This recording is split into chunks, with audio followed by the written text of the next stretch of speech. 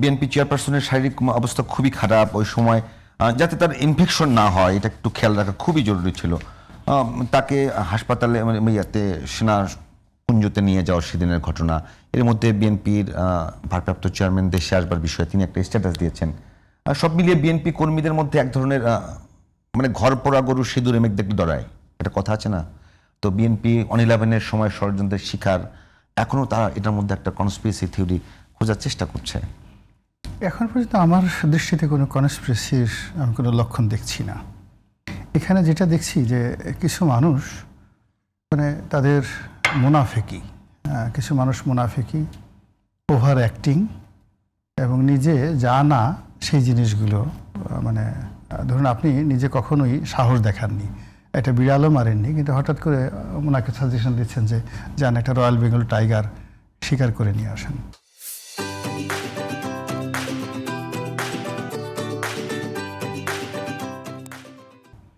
এখন তারেক রহমান সাহেব বাংলাদেশের সবচেয়ে বড় দলের প্রধান, কার্যত সেই বেগম জিয়া জেলে যাওয়ার পর থেকে দলটা তো তিনিই চালাচ্ছেন।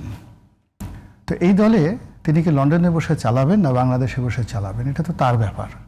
এটা নিয়ে তো রাজনৈতিক প্রতিপক্ষ ট্রল করা, কথা বলার তাদের কোনো অধিকারই নেই।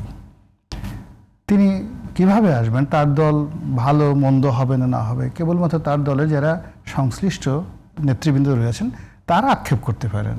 কিন্তু আমি দেখলাম যে এখন আওয়ামী লীগ বলেন, জামাত বলেন, অন্যান্য যে সকল রাজনৈতিক দল তাদের গায়ে রীতিমতো মনে হয় যেন আগুন লেগে গেছে, কেন তারেক রহমান সাহেব বাংলাদেশে আসেন না। এইগুলো এক।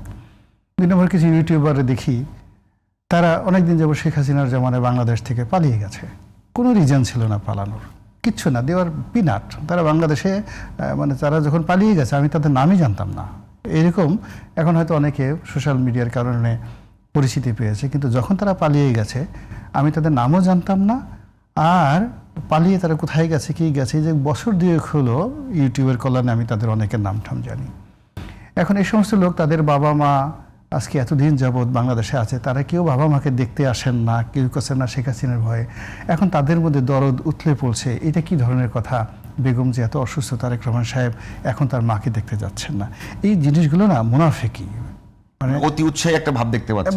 যে জিনিসগুলো যে তুমি নিজে দেশের বাইরে পালিয়ে আছো, তোমার মা অসুস্থ এবং তুমি ওখানে যে অপকর্ম করছো, এই অপকর্ম করার ফলে কি হচ্ছে, তোমার মা বৃদ্ধ, সেই বাড়িতে ঢিল ছুটছে মানুষ।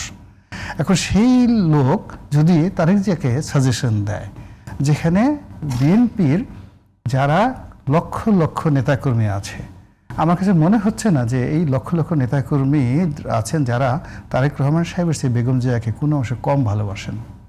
হয়তো তার সঙ্গে তার বায়োলজিক্যাল সম্পর্ক নাই, পাউল ভাই যেটা বলছেন। হ্যাঁ, বায়োলজিক্যাল সম্পর্ক তারেক জিয়ার সাথে আছে, সেটা আলাদা জানি, কিন্তু নন বায়োলজিক্যাল রিলেশনশিপে জীবন দিতে প্রস্তুত বেগম জিয়ার লক্ষ লক্ষ লক্ষ মানুষ আছে নিশ্চয়ই। তো এই জায়গাতে তারেক রহমান সাহেব আসবেন বা না আসবেন, এটা নিয়ে আমি মনে করি এই মুহূর্তে প্রশ্ন করাটাই অমানবিক। যখন একজন মানুষ তার নিজে যে হারায় সে বুঝে, তিনি এখন যে অবস্থার মধ্যে আছেন, একমাত্র তারেক রহমান সাহেব বুঝতে পারেন যে তার বেদনাটা কোন পর্যায়ে। তিনি বাংলাদেশে তার এত বড় দল, এত বড় প্রভাব প্রতিপত্তি, তিনি কেন আসছেন না এটা তিনি ভালো জানেন। এটা আমাকে উনি খোলাসা করে আমি কেন তাকে বাধ্য করলাম এই কথা বলতে।